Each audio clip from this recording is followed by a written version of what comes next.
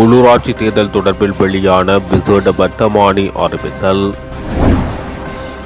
கனிய மணல் அகழ்வுக்கு இடமளிக்கப்பட மாட்டாது, ஜெகதீஸ்வரன் தெரிவிப்பு. ஜனநாயகத்துக்கு விரோதமாக செயற்படும் எதிர்க்கட்சிகள், செல்வின் செல்வா. தையிட்டி விகாரை விவகாரம், கஜேந்திரன் பேரன் சுவாமியை வாக்குமூலம் பெற அழைத்துள்ள போலீசார். யாழ் உடுப்பிட்டியில் தமிழரசு கட்சியின் ஆலோசனை கூட்டம். கட்டுப்பணத்தை மீள செலுத்த தீர்மானம், தேர்தல் ஆணைக்குழு அறிவிப்பு. அரச ஊழியர்களின் சம்பள அதிகரிப்பை நடைமுறைப்படுத்தாவிட்டால் ஏற்பட போகும் பேராபத்து. கனேமுள்ள சஞ்சீவவின் கொலை, அரசுக்கு எதிராக கொதித்தெழுந்த சாணக்கியன். உள்ளூராட்சி தேர்தல் தொடர்பில் விசேட வர்த்தமானி அறிவித்தல் ஒன்று வெளியிடப்பட்டுள்ளது. இதன்படி ஒவ்வொரு மாநகர சபை, நகர சபை மற்றும் பிரதேச சபை உறுப்பினர்களின் பதவிக்காலம் 2025 ஜூன் 2 முதல் ஆரம்பமாகும் என அறிவிக்கப்பட்டுள்ளது. மாநகர சபை கட்டளை சட்டம் 252 பிரிவு 10 துணைப்பிரிவு 1வது பந்தி ஆவில் வழங்கப்பட்ட அதிகாரங்களின் அடிப்படையில் பொது நிர்வாகம், மாகாண சபை மற்றும் உள்ளூராட்சி அமைச்சர் AHM அபேரத்னவால் பரிந்துரைக்கப்பட்டுள்ளது. அதன்படி 27 மாநகர சபை, 36 நகர சபை மற்றும் 274 பிரதேச சபைகள் இவ்வாறு பட்டியலிடப்பட்டுள்ளன. மேலும் உள்ளூராட்சி அதிகார சபை தேர்தல்களை ஏப்ரல் மாதத்தின் கடைசி வாரத்தில் நடாத்துவதற்கு தேர்தல் ஆணையகம் பரிசீலித்து வருகிறது. மன்னார் மாவட்ட மக்களின் வாழ்வியல் பொருளாதாரத்தை பாதிக்கும் வகையில் கனிய மணல் அகழ்வுக்கு இடமளிக்கப்பட மாட்டாது என தேசிய மக்கள் சக்தியின் வன்னி மாவட்ட பாராளுமன்ற உறுப்பினர் ஜெகதீஸ்வரன் தெரிவித்துள்ளார். மன்னார் பகுதியில் நேற்று கனியமணல் ஆய்வு இடம்பெற்ற வருகை தந்த குழு தொடர்பில் ஊடகங்களுக்கு கருத்து தெரிவிக்கும் போது அவர் இதனை தெரிவித்துள்ளார்.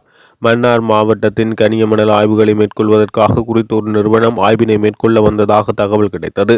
இது தொடர்பாக உடனடியாக குறித்த அமைச்சுகளுக்கு தெரியப்படுத்தியதுடன் சபை முதல்வர் விமல் ரத்நாயக் அவர்களின் கவனத்துக்கு கொண்டு வந்து உடனடியாக அந்த செயற்பாட்டை நிறுத்துவதற்குரிய பணிப்புரையை விடுத்தோம்.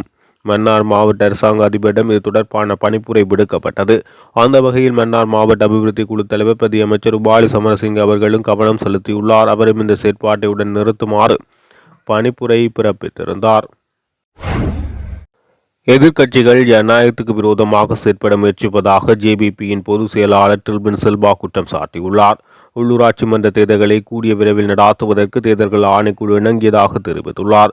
கொழும்பில் நேற்று இடம்பெற்ற செய்தியாளர் சந்திப்பில் அவர் இதனை தெரிவித்துள்ளார். எதிர்க்கட்சிகளைச் சேர்ந்த சிலர் தேர்தல்களை ஒத்திவைப்பதற்கான முயற்சிகளில் ஈடுபட்டுள்ளதாகவும் அது தொடர்பில் தேர்தல் ஆணைக்குழுவிடம் பேசியுள்ளதாகவும் அவர் தெரிவித்துள்ளார். இவ்வாறான நடவடிக்கைகள் ஜனநாயகத்துக்கு எதிரானது என சுட்டிக்காட்டியுள்ளார். மக்களினால் நிராகரிக்கப்பட்ட அரசியல் கட்சிகள் பல்வேறு காரணங்களை காட்டி தேர்தலை ஒத்திவைக்க முயற்சிப்பதாக தெரிவித்துள்ளார். உள்ளூராட்சி மன்ற தேர்தல்களை கூடிய விரைவில் நடாத்துவது குறித்து தேசிய மக்கள் சக்தியின் பிரதிநிதிகள் தேர்தல் ஆணைக்குழுவுடன் பேச்சுவார்த்தை நடத்தியுள்ளதாக அவர் குறிப்பிட்டுள்ளார். தையிட்டு சட்டவிரோத விகாரைக்கு எதிராக போராட்டத்தில் ஈடுபட்டமை தொடர்பில் வாக்குமூலம் பெறுவதற்காக தமிழ் தேசிய மக்கள் முன்னணியின் பொதுச் செயலாளர் செல்வராசா கஜேந்திரனுக்கு அழைப்பு கட்டளை அனுப்பி வைக்கப்பட்டுள்ளது. குறித்த கட்டளையில் இன்று 12 மணிக்கு பலாலி போலீஸ் நிலையத்துக்கு வருமாறு தெரிவிக்கப்பட்டுள்ளது. தனியார் காணியை சட்டவிரோதமாக ஆக்கிரமித்து இராணுவத்தினர் துணையுடன் சட்டவிரோதமாக அமைக்கப்பட்டுள்ள தையிட்டி சட்டவிரோத திசவிகாரை கட்டுமானங்களை அகற்ற கோரி ஒவ்வொரு பௌர்ணமி நாட்களிலும் போராட்டங்கள் இடம்பெற்று வருகிறது. இந்த நிலையில் குறித்த போராட்டத்தில் ஈடுபட்டமை தொடர்பில் வாக்குமூலம் பெறுவதற்காக பலாலி போலீஸ் நிலையத்துக்கு வருமாறு அழைப்பு கட்டளை அனுப்பி வைக்கப்பட்டுள்ளது. கடந்த பௌர்ணமி தினத்தன்று நடைபெற்ற சட்டவிரோத திசவிகாரைக்கு எதிரான போராட்டம் குறித்து வேலன் சுவாமிக்கும் அழைப்பு விடுக்கப்பட்டுள்ளது. இன்றைய தினம் பலாலி போலீஸ் நிலையத்துக்கு நண்பகல் 12 மணிக்கு விசாரணைக்கு வருமாறு அழைப்பு விடுக்கப்பட்டது. சட்டவிரோத தையிட்டி திசவிகாரை மக்களது காணிகளை அபகரித்து சட்டவிரோதமாக கட்டப்பட்டுள்ள நிலையில் அந்த விகாரை அகற்றுமாறு கூறி இந்த போராட்டம் முன்னெடுக்கப்பட்டது. இதேவேளை தையிட்டி போராட்டம் தொடர்பில் வாக்குமூலம் வழங்குவதற்கு இன்றைய தினம் பலாலி போலீஸ் நிலையத்துக்கு அழைக்கப்பட்டுள்ளதாக வேலன் சுவாமிகள் தெரிவித்துள்ளார். போலீஸ் நிலையத்திலிருந்து இன்றைய தினம் ஒரு கட்டளை ஒன்று எனக்கு கிடைக்கப்பட்டிருக்கின்றது. நாளைய தினம் 22/2025 அன்று நண்பகல் 12 மணியளவிலே பலாலி போலீஸ் நிலையத்திற்கு சமூகம் அளிக்குமாறும் அங்கே நடைபெற்ற, அதாவது தையிட்டியிலே நடைபெற்ற ஒரு ஆர்ப்பாட்டம் தொடர்பாக வாக்குமூலம் பெற வேண்டியிருக்கிறது என்று சொல்லியும் அந்த கட்டளையிலே குறிப்பிடப்பட்டிருக்கின்றது. இந்த சம்பவமானது எங்களுடைய ஜனநாயக அரசியல் உரிமைகளுக்கு விடுக்கப்படுகின்ற ஒரு அச்சுறுத்தலாகவே நாங்கள் கருதுகின்றோம். எங்களுடைய பேச்சு சுதந்திரம், அரசியலமைப்பிலே இருக்கக்கூடிய எங்களுடைய அடிப்படை சுதந்திரங்கள் அனைத்தையும் மறுதளிக்கின்ற விதமாக அச்சுறுத்தி எங்களுக்கு எதிரான பொய் குற்றச்சாட்டுக்களை சுமத்தி எங்களை இந்த இன ரீதியான செயல்பாடுகளிலே ஈடுபடுவதை தடுக்கின்ற நோக்கத்தோடு பலாலி ஓஐசி நயனஜித் அவர்கள் திட்டமிட்டு செயல்படுகின்றார். ஒரு இனவாதம், மதவாதம் மற்றும் மொழி வேறுபாட்டை அவர் மிக தீவிரமாக எங்களுக்கு எதிராக கடைபிடிக்கின்றார். நாங்கள் தமிழர்கள் என்பதற்காகவும் சிங்களவர்கள் அல்லாத இனத்தை சார்ந்தவர்கள் என்பதற்காகவும் அவரால் நாங்கள் மிக மோசமாக நாங்கள் பழிவாங்கப்படுகின்றோம். எங்களுடைய தலைவருக்கு எதிராகவும் இன்னும் இந்த போராட்டத்தில் ஈடுபட்ட பலருக்கு எதிராகவும் வந்து பொய் வழக்குகள் பதிவு செய்யப்பட்டிருக்கின்றது. மல்லாகன் நீதிமன்றத்திலே கடந்த ஜனவரி மாதத்திலே எங்களுக்கு எதிரான அந்த ஒரு வழக்கு தாக்கல் செய்யப்பட்டிருக்கின்றது. அதற்கு பிற்பாடு இப்பொழுது இந்த கடந்த பௌர்ணமி தினத்தன்று 12ஆம் தேதியும் நாங்கள் போராட்டத்தில் ஈடுபட்டமைக்கு எதிராகவும் அவரால் நீதிமன்றத்திலே ஒரு எங்களுக்கு எதிரான பொய் வழக்குகள் தாக்கல் செய்யப்பட்டிருக்கின்றது.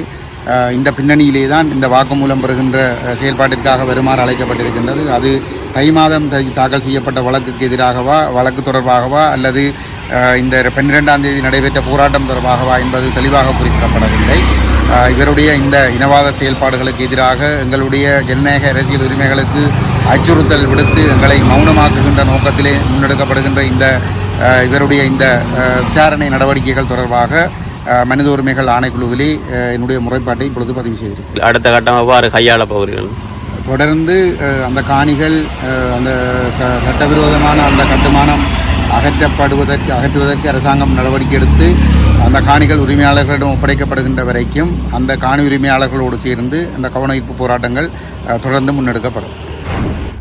இலங்கை தமிழரசு கட்சியின் உடுப்பட்டி தொகுதியின் உள்ளூராட்சி வேட்பாளர்களை தேர்வு செய்யும் ஆலோசனை கூட்டம் நடைபெற்றுள்ளது. குறித்த கூட்டம் மந்திகை மடத்தடியில் அமைந்துள்ள வடமராட்சி தமிழரசு கட்சியின் அலுவலகத்தில் நேற்று மாலை இடம்பெற்றது. இந்த கூட்டம் அந்த கட்சியின் பொதுச் செயலாளர் புதிதாக நியமிக்கப்பட்டுள்ள எம்.ஏ. சுமந்திரன் தலைமையில் இடம்பெற்றது. பொதுச் செயலாளராக நியமனமாகிய பின் முதலாவது கட்சியின் ஆலோசனை கூட்டம் என்பதனால் கட்சியின் கொடி ஏற்றி வைத்த பின் கூட்டம் ஆரம்பமானது. கட்சியின் ஆதரவாளர்கள் எம்.ஏ. சுமந்திரனுக்கு பொன்னாடை போட்டி மாலை அணிவித்து கௌரவித்து வரவேற்றனர். தேசிய கூட்டமைப்பில் இருக்கிற கட்சிகள் தனித்தனியாக போட்டியிட்டு பின்னர் ஒன்றாக ஆட்சி அமைப்பது என்கின்ற முடிவெடுக்கப்பட்டிருந்தது. அந்த முடிவு சரியான விதத்திலே புரிந்து கொள்ளப்படாமல் நாங்கள் பிரிந்து விட்டோம் என்றெல்லாம் பேச்சுக்கள் இடம்பெற்றிருந்தன. ஆனால் இந்த தேர்தல் முறையை கருத்திலே கொண்டு தனியாக ஒரு கட்சி ஆட்சி அமைப்பது மிகவும் கஷ்டமான ஒரு விடயம் என்பது அனைவராலும் ஏற்றுக்கொள்ளப்பட்டிருக்கிறது. ஆகவே இப்பொழுது நாங்கள் சிபாரிசு செய்த அந்த முறை நல்ல முறை என்கின்ற ஒரு எண்ணம் மத்திய கட்சி தலைவர்களிடத்திலேயும் இருக்கிறது. ஆகவே அவர்களோடும் இது குறித்து நாங்கள் பேசியிருக்கிறோம். ஒவ்வொரு இடங்களிலே சில வேளைகளிலே சற்று வித்தியாசமான அணுகுமுறைகளை கையாள வேண்டியதாக இருக்கிறது. இந்த தேர்தல் முறைமையை எப்படியாக எங்களுக்கு சாதகமாக உபயோகிப்பது என்பதை குறித்து ஒவ்வொரு சபையாக நாங்கள் ஆராய வேண்டிய தேவை இருக்கிறது. ஆகையினால்தான் இந்த தொகுதிகளை மட்டத்திலே இந்த கலந்துரையாடல்கள் இடம்பெறுகின்றன. சில இடங்களிலே நாங்கள் இப்படியாக தனித்து போட்டியிட்டு ஒன்றாக சேருவது, வேறு சில இடங்களிலே வித்தியாசமான முறைகளை கையாள்வது என்கின்ற அந்த மாற்று அணுகுமுறைகளையும் எப்படியாக நாங்கள் கடைபிடிப்பது என்பதை குறித்து தீர்மானங்கள் எடுக்க வேண்டும். மற்றைய தமிழ் தேசிய கட்சி தலைவர்களோடு பேசும்படியாக களுவாஞ்சிக்குடியிலே 3 நாட்களுக்கு முன்னர் கூடிய இலங்கை தமிழரசு கட்சியுடைய முக்கிய செயற்குழு கூட்டம் கட்சி தலைவருக்கும் பொதுச் செயலாளருக்கும் ஒரு பணிப்புரை வழங்கியிருக்கிறது. அந்த பேச்சுவார்த்தைகளையும் நடத்துமாறு, ஆகவே தலைவரும் நானும் மற்ற கட்சி தலைவர்களோடும் இது குறித்து பேசுவோம். சம நேரத்திலே 2023ஆம் ஆண்டு ஒத்திவைக்கப்பட்ட உள்ளூராட்சி சபை தேர்தலுக்கான வைப்புத் தொகையை செலுத்தியவர்களுக்கு வைப்புத் தொகை வழங்கப்படும் என தேர்தல் ஆணையாளர் நாயகம் சமன் ஸ்ரீ ரத்நாயக்க தெரிவித்துள்ளார். இதன்படி இதற்கு தேவையான ஆவணங்கள் இந்த மாதம் 28ஆம் தேதிக்கு முன்னர் சம்பந்தப்பட்ட மாவட்ட தேர்தல் அலுவலகத்தில் ஒப்படைக்க வேண்டும் என ஆணையாளர் தெரிவித்துள்ளார். பிணத்தொகையை செலுத்திய நபருக்கு வழங்கப்பட்ட பற்றுச்சீட்டின் பிரதி மற்றும் வைப்புத் தொகையை செலுத்துவதற்கான கோரிக்கை கடிதத்தை மாவட்ட தேர்தல் அலுவலகத்தில் ஒப்படைக்க வேண்டும் என தேர்தல் ஆணையாளர் சுட்டிக்காட்டியுள்ளார். இதற்கமைய மாவட்ட தேர்தல் அலுவலகம் தாமதமின்றி பிணத்தொகையை செலுத்தும் என ரத்நாயக்க தெரிவித்துள்ளார். கனேமுள்ள சஞ்சீவ என்ற போதைப்பொருள் கடத்தல்தாரி நேற்றைய தினம் நீதிமன்ற வளாகத்துக்குள் வைத்து கொலை செய்யப்பட்ட சம்பவத்துடன் தொடர்புடைய சந்தேக நபர் கைது செய்யப்பட்டுள்ளதாக பொதுமக்கள் பாதுகாப்பு பிரதி அமைச்சர் சுனில் வட்டகல தெரிவித்துள்ளார். பாராளுமன்றத்தில் நேற்று கருத்து தெரிவிக்கும் போது அவர் இதனை தெரிவித்துள்ளார். நேற்று பாராளுமன்றத்தில் நாமல் ராஜபக்ச உள்ளிட்ட தரப்பினர் நீதிமன்றில் இடம்பெற்ற கொலை தொடர்பில் கருத்து வெளியிட்டனர். சம்பவம் தொடர்பில் எதிர்த்தரப்பினர் கவலையடைய வேண்டாம். இவ்வாறான கொலைகளை தமது முறையாக கலாச்சாரமாக கொண்டு வந்தவர்கள் இன்று எங்கள் அரசாங்கத்தை பார்த்து தேசிய பாதுகாப்பு தொடர்பில் கேள்வி எழுப்பியுள்ளனர். இடம்பெற்ற சம்பவம் தொடர்பில் நாங்கள் கவலையடைகிறோம். மேலும் இந்த கொலையுடன் தொடர்புடைய சந்தேக நபரை நாங்கள் கைது செய்துள்ளோம் என தெரிவித்துள்ளார்.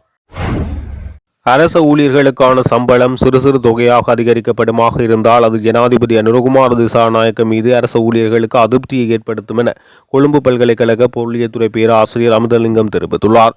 இது தொடர்பில் அவர் குறிப்பிடுகையில், நாட்டின் அரச ஊழியர்கள் சம்பள அதிகரிப்பு என்பது சாதாரணமான விடயமல்ல. காரணம், அடிப்படை சம்பளம் அதிகரிக்கப்படுவதில் சில நன்மைகள் உண்டு. ஆனால் நினைத்த அளவில் எவ்வித மாற்றமும் இடம்பெறவில்லை. சம்பளம் அதிகரிப்பு தொடர்பில் பலரும் மகிழ்ச்சி அடைந்திருந்தாலும் அதன் பின்பு அளிக்கப்பட்ட விடயங்களில்தான் இந்த குறித்த விரிவான விளக்கங்கள் வழங்கப்பட்டது என அவர் தெரிவித்துள்ளார். நீதிமன்றத்தினுள் கனேமுள்ள சஞ்சீவ கொல்லப்பட்ட சம்பவம் மிக பாரதூரமானது எனவும் இது குறித்து உடனடியாக விசாரணைகள் மேற்கொள்ளப்பட்டு தீர்வை வழங்குவதற்கான பொறுப்பை அரசாங்கம் ஏற்றுக்கொள்வதாக நீதியமைச்சர் கஸ்தன நாணயக்கார தெரிவித்துள்ளார். திட்டமிட்ட குற்ற செயல்களில் ஈடுபட்டதாக தெரிவித்து போலீசாரால் கைது செய்யப்பட்டு விளக்கமறியலில் வைக்கப்பட்டிருந்த கனேமுள்ள சஞ்சீவ நேற்று புதன்கிழமை கொழும்பு புதுக்கடை நீதிமன்றத்துக்கு வழக்கொன்றுக்கு அழைத்து வரப்பட்ட போது சாட்சி கூண்டில் நிறுத்தப்பட்ட போது சுட்டுக் கொல்லப்பட்டார். இதனையடுத்து அவ்விடத்துக்கு விரைந்த நீதியமைச்சர் கஸ்தன நாணயக்காரர் நீதிமன்ற வளாகத்துக்குள் செல்ல முற்பட்ட வேளையில் ஊடகவியலாளர்கள் எழுப்பப்பட்ட கேள்விக்கு அவர் இவ்வாறு தெரிவித்தார்.